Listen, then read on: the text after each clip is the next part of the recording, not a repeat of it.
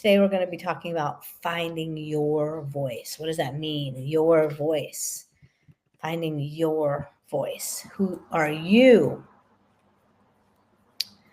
Who are you as an artist? Who are you as a person? And how do we get that process, which it takes about 7 to 10 years on average? It takes any artist of any discipline about 7 to 10 years to really find your voice. And I think right now it takes a bit longer because of social media, because of the way that artists come up now. Like, we don't have all the outlets that artists had through, like, let's say the 70s, where you had live venues that you could play every night for years to really become a strong band. We don't have those opportunities anymore. It's very difficult to find a stage to play live on right now. Plus, with social media, your audience, you're finding your audience is finding you online. Playing to this camera, which I'm doing right now, right? Speaking to a camera. And I'm really comfortable with it. I've been working since I'm 8 years old as a performer. I've done TV, film, voiceovers, stage, but and actors. There are actors who do film and TV, and they will say, "Oh, I love doing the stage," because, or they don't, right? Because these are very different things. Being live with people, breathing in the room, in the space, being from the beginning to the end, no takes, no cuts, no pause here, we want to make a change. It's a very, very different experience than being in the studio. And you can learn to love both. Most artists have a preference.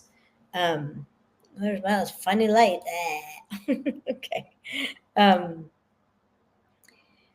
what does it mean? What does it mean to find your voice? What does it mean to really discover who you are? We all start with influence, totally normal. We start with people we love, people we're inspired by, people we're told we are like, people we're told we should be like. We start with a lot of influence. As human beings, we do, and then as artists, we do. And we need to move from influence to our own vision. That imagination that you have for, I want to do a song like this. I want to see the visuals like this. I want to be like this on stage. That incredible imagination that you have, that's what we need to bring out. And then we need to go from imagination to execution and then tweaking. Hold on one second. I've got the air on. I think it might just be making a whole lot of noise. So I'm going to cut that off. I think that our ideas can be phenomenal, right? Like, our ideas can be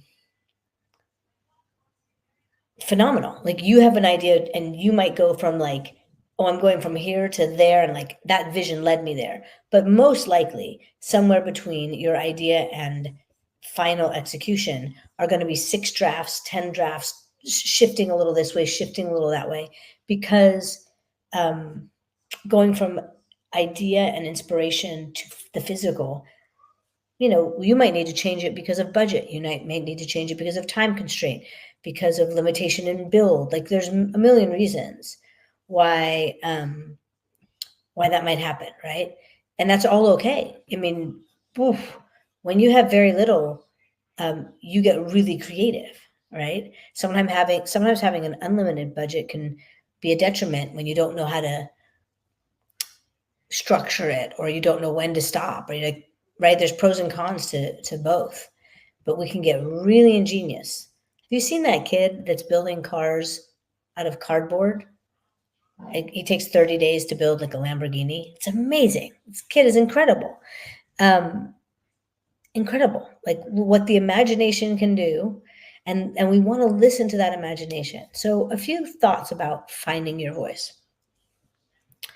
Number one is, you really have to put it in action.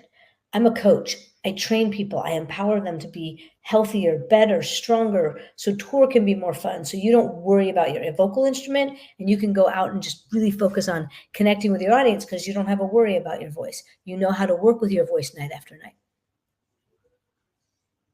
That being said, there are certain things, like, I need to work with someone in my space or in the coaching space, and then in a rehearsal space, and then full dress rehearsal with lights and like a full rehearsal, and then stage.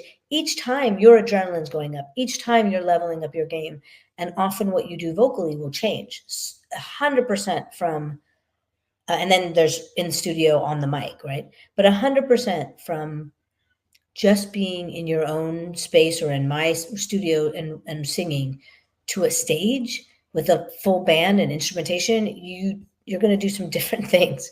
So it's important for you to have all of those experiences. What is it like to play in a coffee house? What is it like to play in a 250 seat room, 5,000 festival? Your energy is going to be different. Your energy needs to be different because a festival, you want to be drawing people in that are just passing by and don't even know who you are, right? As opposed to you can't play that in a 250 seater. You actually can't. Energetically, can you be huge? Yes. Queen Herbie, first time I saw her, 900 seats, and I saw her and said she has arena energy. Arena. Like she has the magnetism and the charisma for an arena, and that's awesome. But she didn't play the 900 seats like it was an arena. It wouldn't make sense. But she had the energy. I'm like, oh yeah, I see it. She's got that quality. And her show was so polished, is so polished, incredible. You have to be playing live to find your voice. You have to be playing live to find your persona on stage. And I don't say persona as in a mask or something different from yourself. I mean your presence on stage, the way you move on stage, the way you communicate with an audience on stage, the way you interact, the way you use the mic stand, the way you play and interact with your band. That all needs to happen so many times for you to become. You need 100 shows to start at 0. 100 shows, and everything that could go wrong will have gone wrong. So when it happens again, you'll be like, oh, no problem. I can handle this. And now you're at another level of performing with your audience. You're not stressing. You broke a string on the guitar, you're not stressing. You tune and talk to the audience at the same time, you're not stressing. I remember seeing Cisco, Thong to Thong, Thong, Thong. That song's amazing. The story behind that song's amazing. It's built on a classical piece, and the string arrangement's done by an incredible string arranger. It's actually like a really high level song. This thong, thong, thong, thong, amazing. But that being said, Cisco performed it on Saturday Night Live, and that song comes off like a one-hit wonder. But his performance, dancing, singing, amazing. Really solid. But what happened was his mic went out on a live show on live TV. He tossed it off stage, did an 8-bar, 12-bar dance break, caught the mic coming back, and went right into the next section vocally. And I went, that guy knows what he's doing. This is not his first rodeo. He's been on it. He's been on his game, and he's a pro. That was awesome to see. Christian Bernal is asking, what if playing live is not an option? So you've got to find the way to make that happen and make it happen with live streaming as well, or streaming. Like this is a performance, right? I'm connecting with you. I'm talking with you. But it's not the same as being in the room and living and breathing with people. I'm just saying make both happen. But let's look at that. For rehearsal processes, you're going to work out your songs. You also then need to be doing run-throughs of your shows. And then you need to put a camera in front of you and 2 on the sides and do run-throughs of your shows, recording them so that you can watch yourself later and then look at yourself and watch those recordings and say, what weird thing am I doing? Oh, that's weird. Can I make it a thing? Can I make it bigger, bolder? Can I linger on it longer? You want to find the things that make you you. What are you doing that's a little weird? It's going to be a thing. It's going to be your thing. And that's what I'm talking about, of like finding yourself, your voice is putting a break where there isn't normally a break. Your voice is putting 2 bars extra in a song because you feel it, and that becomes a signature. Your voice is mixing genres of music to create your own sound. Your voice is the language and the lyrical content that you use that is not the way someone else would say it. Your voice is getting beyond what everyone told you should be, how you should sound, what people want you to be, what even people like you to be. It's getting beyond where the algorithm is even taking you, because the algorithm has bubbles, and maybe one bubble pops off and you're like, "Ooh, wow, look, my numbers went up, my this went out. Oh, they like when I do this. I'm going to do more of it." Don't let your audience lead you. First of all, that's only a part of an audience that found you. If you do more things, another bubble could find you. So, yes, you want to lean into what works, but not if it's not really you, which starts with don't put something out that isn't really you. But for example, there's an artist that was in my Compass program, and he's been making a living in a certain genre of music because he writes it well. He said he did well doing it. He started getting more and more shows this way, but then he found himself doing music that really isn't his heart. Like he's like, I'm more this than that. And then we're like, well, then you got to be doing more of this, because you're the one on stage all the time. You're the one performing every night. You're serving up a flavor every night that you've got to consume. You need to love what you're doing. You're the doer, and you're the first audience member. So you got to love it first and foremost. Also, the more you love what you're doing, the percentages of people who love what you do will grow. There is a spectrum. People who haters, hate you.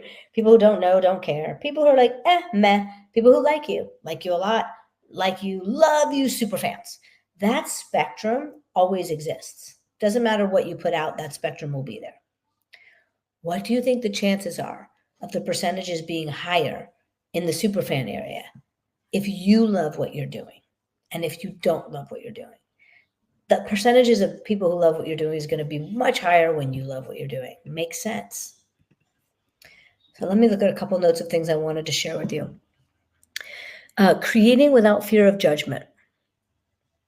When you can perform in front of your parents and not care what they think, you're winning.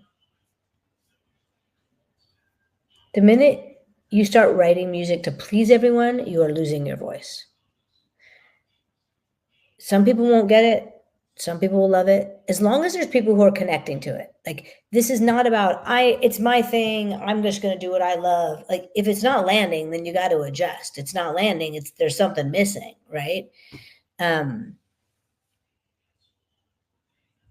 Really important that you're following your voice, but is it landing? Is the message, am I connecting? Is my audience growing? Because that's part of the equation here. Not just I'm going to do me. Nobody gets me, but oh well. People got to be getting you also.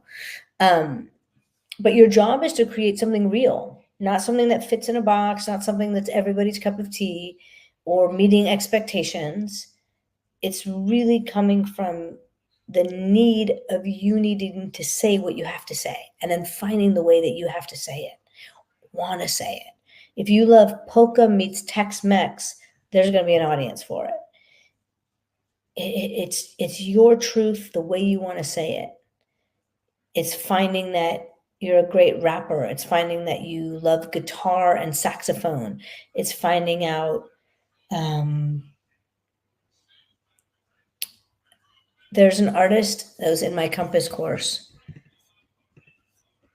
signed, everyone waiting for this album to come out.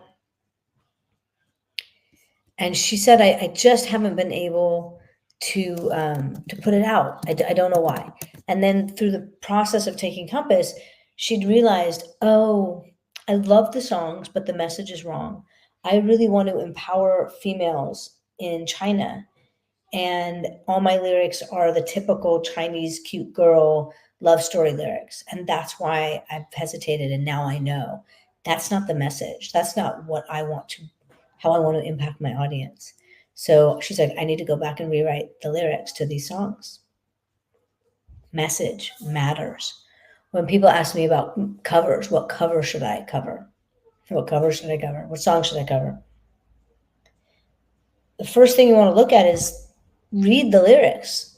Like, find messages that mean something to you. Find a message that matters to you, because that's the first thing. Music can be changed, arrangements can be changed. A rock song could become a disco song, but is the message what you want to say? That's the place to start for you sharing your voice. Mix New York is in Vancouver watching Tarot TV every single day. That's amazing. You know, I've never seen it. He's talking about Project Tarot, which is a band and a boy group TV show that I worked with for 3 years in New York. And now some of the guys are Ballistic Boys in Japan. Ayumu is solo. Masafumi is solo. There's another group. Oh, Bleecker Street. That's another group from that Project Taro. And my dog Taro was named by the guys from Project Taro. Mix, can you tell me where it's playing? Because maybe I'm in Paris. Maybe I could find it. I got to do a little search for that. That's so cool. I will look into that. I love that. That's amazing. So finding your voice. I want to tell you something that this has happened a number of times. It just happened yesterday with an artist that I was working one-on-one with. And this conversation is so important for, again, having your true voice and finding your voice, being free in your voice. Living in a city like New York, which is where I spent over 14 years, and this conversation came up a lot. If you're worried about your neighbors hearing you sing or practice, that's problematic, because you literally will shut down your voice. You'll create vocal problems holding back or being really, really breathy because you don't want to be heard by your neighbors. Now take that in.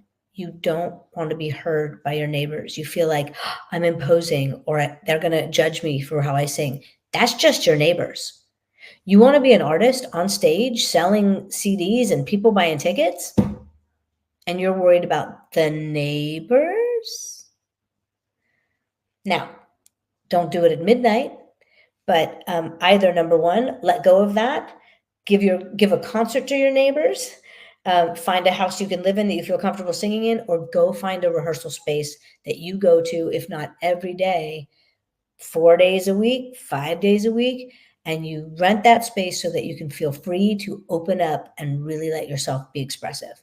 Because you cannot find your voice if you're holding back, fearful of being heard. You literally are a singer and want to be a singer and an artist on stage to be heard. It is a driving force of being a singer. Amazing. Spry Bry from Vancouver, coming to Paris. Amazing. That's awesome. Jen, I'm so glad you love this. Yes, it's very funny. Singers, we often have, well, we all have had beliefs that mess us up, and we need to, in our adulting, unravel those beliefs so that you can be true to yourself. And sometimes we have like that concern of like, I want to be polite to my neighbors, which is great. Be polite. Soundproof your house, get a vocal booth, sing in the closet.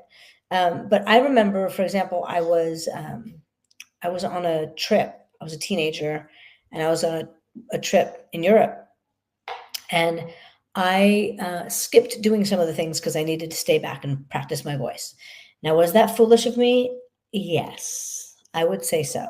I think if you're taking a vacation and you're in Europe for the first time, or you're in Europe with a group of friends, don't miss any of it. Go do the thing. I've been gluten-free for 25 years. Eat the thing. Eat the baklava in Turkey. I ate the baklava in Turkey. And then go home and take care of it. Go to acupuncture, do the things, but live and feast and enjoy. Does that mean ignore your voice? No. But let me go back. I'm singing in a hotel room. This was in Italy. And I went into the bathroom to be considerate. And my friends all told me, oh, we could hear you outside from the street. I was singing a lot of high stuff. I was like really practicing and stretching my range. And I was like, part of me was like, oh, oops, like I didn't mean to be intrusive, but also, okay, for my 45-minute rehearsal, I was being heard. I have a right to be heard. I need to do my job. And that's it. Do your job. You have to have a healthy ego, and you have to have enough curiosity, dedication, passion, and craziness to want this and to do the work to put in. So go for it. Finding your message, finding your truth, finding what it is that I want to say, and how is that inner vision, imagining how I want to say it. Go for it. Go for it bold. Go for it to the extreme. And then find your way to honing in. Take huge leaps and then, like, let me dial it down. It's much easier to dial back than it is to bring out. Bringing out a performance is much harder than, like, oh, that's amazing. Now just bring it down a little. Because you're giving when you bring it out. When you're bold, you're giving. If you are an introvert, be intensely introverted. Go for it.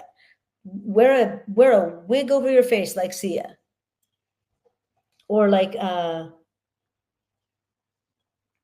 Mia, the DJ. She did her live show, super low, low lamp, low lit. A lot of it, she was in silhouette because the light was coming this way and it was a silhouette. There was this screen with visuals behind her, and it was set up like a living room, and it was so cool. It wasn't like, oh, you all need to see me like this. No, it was like music, mood, vibe, dancing, like the audience was dancing, and a couple songs were lit up where we could see her, but the rest of the time was very dark, moody, silhouetted. Why not? So cool. Set a really cool vibe, unique stage experience. Awesome. You do you, boo. All of you, please do you. And you have to find out who you are to do that, right? You have to find out, who am I and what do I want to say? And how do I want to say it? And then you got to try it. And then you got to see how it lands with the audience. And then try it again and see how it lands with the audience. And if that's on social media, try it on social media. Try lots of ways to express yourself on social media. Am I talking straight to camera? Am I letting people just peek into my view? And for this, look at things that you like. Like, find your taste. Find your taste. One artist in my Compass program, we're looking at their visuals for their social media, their music videos. We're looking at their visuals. And, I noticed from their visuals some patterns. And I was like, the big picture here to me is you like, it feels very voyeuristic. Like nothing is posed. Everything, I just feel like I'm a fly on the wall to these images. I just happen to be almost sometimes at a distance able to see, like, oh, that's an interesting world I'm peeking into, right? And so that awareness, and she knew and saw it from another way, like another way to describe that. And she's like, yeah, that's what I like. So in creating their work, none of it's going to be like this. It's going to be very peek into my world. That's their thing. What is your thing? I'm a very direct, conversational, I'm going to communicate with you. I'm going to have conversations. In fact, for the next some of these Wednesdays, I'm going to be interviewing artists that I work with and people in the business that I work with, and just hanging and talking, because I love having conversation. This to me, like, give me comments. I love having a conversation with people. So that for me is, if I just talk to people, they get me. If in fact, my TEDx Gateway talk, I stood up, I walked around. I just wasn't sit down and write it. No, I stood up, I recorded, and I did it 3 times. I recorded and improvised the talk. I knew what I was going to talk about, and I improvised 1 time. And I went, okay, yeah, I like this, that, felt a little funny here. I did it a 2nd time. Okay, reflected on that, did it a 3rd time. I'm like, that's the one. Then I handed it off to someone to literally write a transcript. In fact, now AI can do that, right? Like, just give me a transcript of what I said. Then from the transcript, I sat with it and tweaked. It was like, oh, this would be a good story to add here, or I could say more detail there. But 99% of it was done, and it was done by me standing up and talking. And in fact, I workshopped it in a creative retreat. And And that one helped me craft it more. But then again, I stood up on my feet and improvised. And my imagination, and it always was like when I do my TED Talk, I haven't done I did this as TEDx Gateway, which was awesome. And it was online because of COVID. I was doing it online. And so it actually ended up being a little different because there was an interview. But my intention, and I will do this, my vision and imagination was I'm going to sing. I'm going to get the audience to sing. I'm going to have a conversation with this audience, and I'm going to have them participate in the experience. Because for me, what I love, what works for me, and what is part of my voice is having giving people an interactive experience. I'm not just going to talk to people, I'm giving them an experience. I want to move them, touch them, reach them, and it is through song and music. It is through voice. So, and I want people to have an emotional reaction and an experience. Now, any speaker will say, oh, you need an emotional reaction with your audience. Yes. But for me, it is about not only sharing this way, but connecting the people in the room with each other, giving an experience where they get to have an exchange. So everything that I do, my online courses, Compass, my Compass Live event, Compass Unplugged, if I'm doing a work at NAMM, for example, or doing a presentation, it's going to involve the opportunity for the artists to talk to each other, for the people in the room to meet each other. Now, in this case, we can't unless you're chatting. You guys can connect with each other in the chat and get to know one another and see who's like, oh, I love what their comment was and what they had to say. Let me go reach out to them. We need to do this in my space, like in my Zoom or like in a way, but I will always have time and opportunities in my experiences to connect the people in the room, because I don't believe in just a one-way conversation. I want to create community. I want you to find a friend in this space. There's a potential collaborator in this space, because here we all are with similar backgrounds, similar desires in the same industry. I don't have to be your only support system. It's a missed opportunity if there's 500 people in the room, 1,500 people in the room, for you to meet some people before you leave that you're going to really vibe with. So that is my vision. That is my experience, and the experiences that I create is connectivity.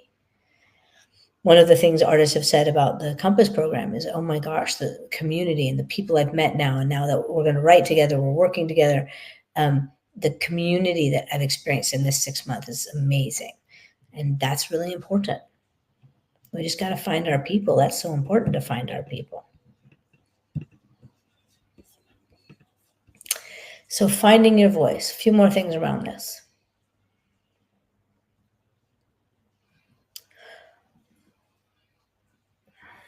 It's looking at not who you want to be, not who you wish you could be. It's looking at who you are. What life experiences have you had that give you a particular point of view? And what do you want to say about your life experiences? How much of them do you want to share? You can share them emotionally. You don't have to share the plot of them. You don't have to tell anybody, hey, this happened to me when I was 7 years old. But you do emotionally in your songs, or you do anyway. It's in your skin. It's in how you move through the world. But do you want to use it directly? Do you want to use it to empower? Do you want to use it to raise money for a charity that will help people in that way? Hey, Chuck. Oh, it's good to see you here too. That's awesome. Thanks for joining. Finding your voice is looking into your archetypes and saying, okay, for example, myself, Artemis is one of my main archetypes. Clearly, teacher, sage is one of my archetypes. And do you want to lean into it, step into it, be empowered by it, or no? Right? Like shying away from who you are disempowers you. Leaning into it is where you get your strength, your confidence, your unique point of view. So, example, a bunch of people had said to me, oh, you look like such a Cupid. Now, think of me at 16, 22, and 35. And 35, I looked like I was in my 20s. Like I've always looked much younger. I hope I still do. Actually, why not? Who cares? Life is good. I mean, I want to look healthy and be healthy, but I think that avoiding aging is, um, I don't know, foolish, impossible. Like we age. It's part of the experience. Embrace it. Do it well. Do it healthfully. Do it gracefully. That being said, dark hair. My hair was almost black, right? Dark hair, sometimes very wavy and curly. And people had just said to me so many times, "Oh, you look like such a cupid. You're such a cupid." And I'd be like, ugh, ugh, cupid, ugh, what? I'm not a like little cherub, not cupid, cherub. Cupid is a cherub, but you look like a cherub. And it really like, right? Whatever you fear a little bit or resist a lot, go look at it because there's truth in there. There's truth. You're the herald for many of us. Oh, Chuck, that's really very kind of you. Thank you. That's very kind. So, cherub. So I was like, what the heck? Okay. And at one point, I was like, okay, I keep hearing this over and over. I'm a cherub. What the heck's cherub? My idea of it is a little marble figure from, history, Italian marble sculptures, and Cupid. But when I looked into what cherub was, they are very, very fierce warriors. God's spiritual last line of defense. They're literally the last line of defense. Think of soccer, football, guarding the goal, right? They're God's last defense. They have 100,000 eyes on their wings, and they see what everybody's doing, and they are actually violent little guys because they fiercely protect spiritual life. And I would say there's truth, that there's definitely truth there for me. I am a spiritual warrior. I don't believe in war between men. I believe in spiritual integrity. I believe in evolving as a human. I believe in working to be evolving as a human, to be a better, kind person in this world, to be of service to others. To me, that is spirit. And probably many more things if I thought more deeply or thought more about it. So when I looked at a cherub, I went, oh yeah, kick ass, embrace that. I'm a cherub. Right. And now I'm more clear about myself, more clear about how would I might want to use that. Oh, would I want to do like a whole series of cherub? Would I want to, would I want to make a costume with 1,000 eyes on wings, right? Like, how would I play with that artistically? So knowing that could really come into play. Artemis is one of my main archetypes. Artemis, god of war, again, war, hunter, bow and arrow, quiver and bows and arrows. I actually have a tattoo on my back that is Artemis. She always had a sheepdog. And she always had a sheepdog, and she was a lesbian. I have literally had a sheepdog my whole life. Humor here, laugh here, and I'm a lesbian. So there was so much about Artemis that was like spot on for me. And in fact, like real detail. When I looked at a book that was like not my high school Greek mythology, it was a friend of mine was getting a master's in mythology and handed me a book with like some stuff on Artemis that blew my mind. It was Artemis is a mirror to others. She shows other people who they are by being a mirror to them. People come to Artemis to see themselves. There were things that Artemis says, and they weren't generic. I don't remember what they were now because it's been 20 years since I read that book. But they were things that Artemis says, and I was like, I literally say this. I say this all the time in my coaching. Oh my gosh, I'm so Artemis. And again, embracing that allowed me to say, yes, I am this. This is my power. This is who I am. It also enabled me to talk to Artemis inside of myself and say, okay, Artemis, you're a warrior and you're fierce, but we got to make a little room for some softness. We got to make room to let people in. We got to make room for Aphrodite here, because I think that you're overprotecting yourself. And it let me see myself more deeply. What would that do to my costuming, Artemis? I have a tattoo, bow and arrow. By the way, Cupid, cherub, bow and arrow. So would a bow and arrow become part of my symbolism or my merchandise? Would a bow and arrow be featured in a music video? Would I write more songs about this, right? Of being a spiritual warrior, of being a warrior of, um, uh, would it be about the war of love, right? There's so many, look at me, there's like right now, this one thought about Artemis and just this one little brief conversation around this archetype is, I'm going to get so many ideas. And then I start playing with them, right? Then you start playing with them.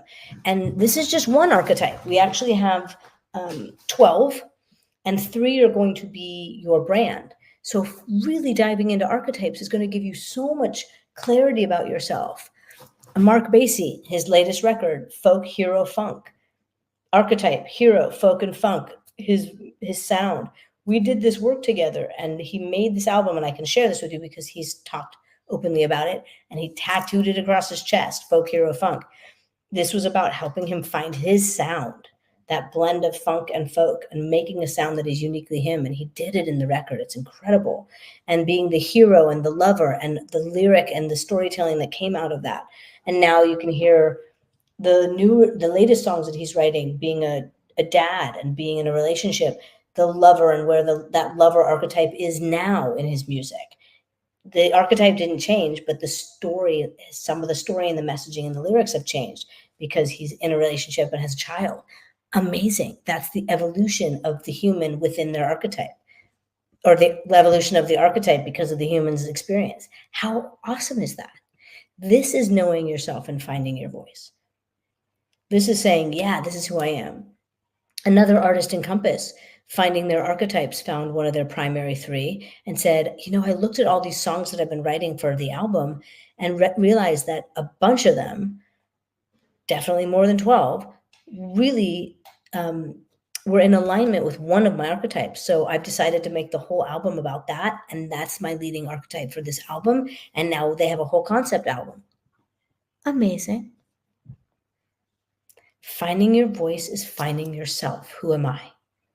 And then going deeper and deeper, and then exploring, how do I bring it outward? How do I share this externally? Mark Basie, lover, being an archetype. Oh, maybe you want to do maybe your live show involves a meet and greet or a mingle for people, right? Oh, I'm going to go back to my Cupid. I'm going to play Cupid. Maybe I would play Cupid on my social media. Maybe I would play Cupid at my meet and greet. Maybe I would I'm going to get people to meet each other and make a connection, whether it's love or not, right? Like that could be a way to play out this Cupid idea. I mean, that's what this is all about. This is what I love. I love building a world and coming up with all these ideas from the weaving of your archetypes and your life story and your other things that we discover. I love helping you to build that world and go, all of this makes sense. Dean Pitchford, incredible songwriter.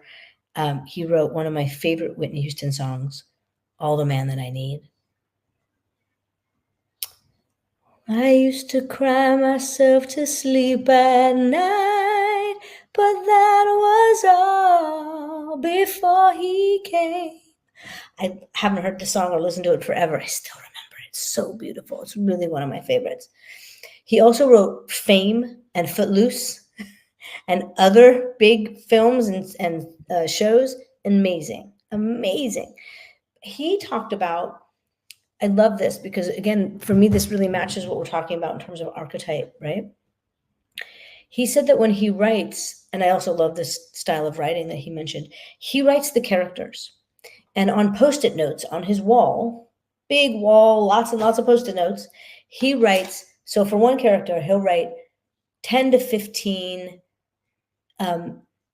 things that they would find themselves experiencing or doing. Like, let's give them a name. Mark would find himself, at a dance club at night, getting into a fight with a guy, some guy over a girl. And Mark would find himself waking up on a Sunday morning, not knowing how he got there. Like he'll write, I'm just making this up, right? But he'll write 15 scenes or situations. That's the word I'm looking for. He would write 15 situations that one character would find themselves in. And then he'll do this for every character. And then he said the script will, and the story will start to write itself because I have all these scenarios that I can pick, all these scenes that can come to life, and they are consistent. Since they are rooted in the character, we believe the story because, of course, Mark would find himself in that situation and Alice would find herself in this situation. So the story will write itself because the archetype and the situations are true to that person. I love that. And this is why knowing who you are means that your songs and your visuals and your video content and your social media content will make sense to you and make sense to your audience, who's going to go, I like it, I believe her, because, or I believe them, because everything is in alignment with you. We won't buy it if you're doing something influenced by someone else. You go, they're doing that thing that's really cool, I'm going to do that. But not if it doesn't suit you. Not if you're just trying to be something. Focus. Love to see you, man. Focus, 3 dots. Incredible producer, incredible human. I appreciate you. And one of our mentors in Compass. Love you so much. Yvonne is screaming in rage with everything going on and can no longer sing. Yvonne, I feel you. I would encourage you to sing and let it up and out. Let the anger up and out. Let music save your life. Let music keep your sanity. By not being in rage, but yay, I get to let my rage out. Yay, I get to let my pain out. Yay, I get to run my disheartened self out. Sing it out. Sing it so you can transform it into something healing for yourself, so you don't just boil up inside. Let singing save you. Let music transform it into beauty for you, into healing for you, and perhaps others. Focus, love to you. You're awesome. So I hope that this is super helpful. Well, Yvonne, I don't know your situation, but I would say that a lot of vocal damage can be healed and can be, with good technique, worked through. So I would look into that. I don't know what your situation is, but I would certainly wish you for healing, and yes, rest to recover. Learning how to use the voice straw would be great. I hope this is helpful for you all. I hope this is meaningful for you. I really encourage you to go inside and listen to your inner vision, and then experiment and explore and play. Experiment, explore, and play. Reflect, change, tweak, check it out with an audience, see what they vibe with. Experiment, explore, and play. And with that, I would really encourage you, my Compass program. It is a 6-month artist development program for pro and emerging artists. If you are at that part of your career, apply for Compass. Our next cycle starts on July 8th. We've got a number of artists already in the program. We're still going through a lot of applications. We just finished our scholarship contest, where we have 2 artists joining us, Nick Howe and Lake Kyle. So excited for that. And but we are accepting applications still. So if you're in that and you're wanting to get new motivation, inspiration, go deeper into who are you, this is not for the newbie. This is, I am making music full time. I know myself, but how can I get more clear? How can I get more specific? How can I have more fun doing this? How can I communicate it to my team better? Check out Compass. I'll put a link in my IG website, wendyfarr.com. And if you're at a newer level of your career, newer stage of your development, check out Navigator. It's a taste of my Compass course. It's going to take you into the archetypes. It's going to get you asking questions that help you to know yourself and lead you into yourself, your voice, trusting yourself. Really essential. And it's super useful. Putting this in my Instagram comments right there for you. I find that the more you know yourself, including the shitty stuff, if you're like, yeah, I'm this person and it's not my best trait, but it's there. You can then work on it because you know it's not your strongest trait, and you could work on it to be like, I'm working on being a better human and parent to my kids, through healing, through knowing myself, through processing trauma, right? where was I going with that? Oh, but also, yeah, if you're like, yeah, that's who I am. That's not my greatest trait. That can also be expressed in your art. Like, this is not about being, uh, I'm all good. This is about being human. I'm sharing my frailty. I'm sharing my vulnerability. I'm sharing my truth. I'm sharing my discomfort. And I'm sharing it through art to transform and heal myself and others. Because all music is healing. Art is connection. Art is truth and communication. And the more truth we tell, the more human everyone can be. The more free we can be to be vulnerable and real. And the more real we are and honest we are, the more we are and have integrity. I think that's a pretty good human experience right there. So thank you. Thank you for joining me. The long form will be on my YouTube channel, and you'll see more clips and pieces of this. Join me next week where I'm going to have a special guest. We will announce the guest shortly. So that, yeah, come back next Wednesday. I'm going to have a great conversation on art and compass and development and process and creativity. And please be true to your voice, because only you can tell the story the way you're going to tell it, and we need to hear your version of it. 7 billion love songs on the planet. There's going to be another 100,000 launched just today online. We need your version. John Moreland, go find John Moreland. He's amazing. Punk band. Now he's doing arpeggiated finger picking guitar, folk Americana. Makes you cry within 6 seconds of every song. He's amazing. Find your voice. Find the way you want to say it. It's the way to go. You speak another language, throw that in there. You're from a particular culture or country, weave it in. How do you want to weave it in? Weave it in modern, weave it in, Motown meets Tokyo. Oh my gosh. I'm interested in hearing that. I have heard it. I have an artist who does it. I work with an artist that does it. And I kept encouraging them, please bring in the Japanese language, bring in your Japanese. It's you are Japanese. Why wouldn't that be part of your music, like front and center? Yeah, bring us you. Highlight yourself. Magnify pieces of yourself, parts of yourself in your persona. You're super introverted, be introverted. Be introverted on social media. Do ASMR. Don't talk even. If that's what you don't have to. You're bold, be bold. You're colorful, be colorful. Thanks for joining me, you all. And please DM me, ask me questions.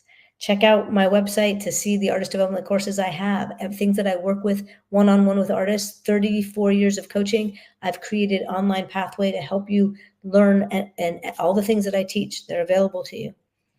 And if you're at a level of professionalism, join me for Compass. I would love to empower you and help you build a world.